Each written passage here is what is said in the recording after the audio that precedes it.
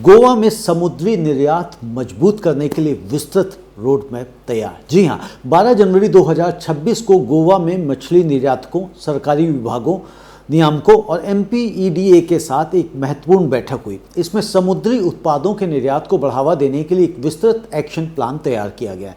मुख्य focus deep sea fishing के विस्तार पर है, जहां mother child vessel cluster model अपनाया जाएगा। MPEDA के अनुमान के अनुसार गोवा में 1 लाख टन से अधिक अप्रयुक्त उत्पादन क्षमता मौजूद है, खासकर EEZ में टूना जैसी उच्च मूल्य वाली प्रजातियों में। रोड मैप में हेचरी, केज कल्चर, बायोसिक्योरिटी और वैल्यू एडिशन को बढ़ावा देने जैसे प्रस्ताव शामिल हैं। यह ड्राफ्ट प्लान जल्द ही केंद्रीय वाणिज्य मंत्री को सौंपा जाएगा। यह रोड मैप गोवा की नीली अर्थव्यवस्था को मजबूत करने की दिशा में एक रणनीतिक कदम है। गोवा की तटीय स्थिति और पर्यटन के साथ जुड़े होने के कारण डीप सी फिशिंग का विस्तार न केवल निर्यात बढ़ाएगा, बल्कि पारंपरिक मछुआरों पर तटीय दबाव भी कम करेगा। मदर चाइल्ड मॉडल लंबी दूरी की फिशिंग में दक्षता, गुणवत्ता और ताजगी सुनिश्चित करेगा, जो अंतरराष्ट्रीय बाजारों जैसे यूरोप, अमेरिका के लिए बहुत ही आवश्यक है। हैचरी और केज कल्चर से एका कल्चर को बढ़ावा मिलेगा, जबकि वैल्यू एडिशन यानी कि प्रोसेस्ड प्रोडक्ट्स जैसे फ्रोजन ब्रेडेड से निर्यात मूल्य में 20 से 30% तक वृद्धि संभव है। यह केंद्र की EEZ नियमों और नीति आयोग की ब्लू इकोनॉमी रणनीति से जुड़ता है।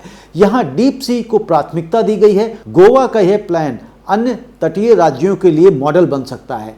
अब इसकी इम्पैक्ट की बात कर लेते हैं तो 1 लाख टन अतिरिक्त उत्पादन से गोवा के निर्यात में बड़ा उछाल आएगा।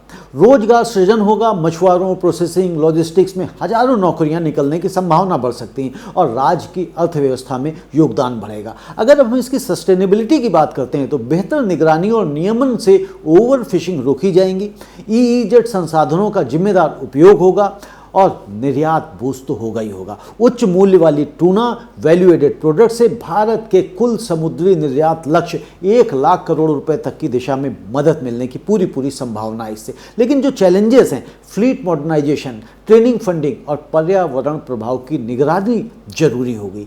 यदि लागू ना हुआ यह तो अवसर गंवाया जा सकता है। यह गोवा के लिए एक दूरदर्शी और समयबद्ध पहल है, जो ब्लू इकोनॉमी और आत्मनिर्भर भारत की दिशा में मजबूत कदम है। मदर चाइल्ड मॉडल और वैल्यू एडिशन पर फोकस स्मार्ट है, क्योंकि यह पारंपरिक फिशिंग की सीमाओं को पार कर उच्च मूल्य निर्यात पर शिफ्ट करता है। सरकार को अब इस रोड मैप को तेजी से लागू करने के लिए फंडिंग, ट्रेनिंग और PPP मॉडल पर जोर देना चाहिए।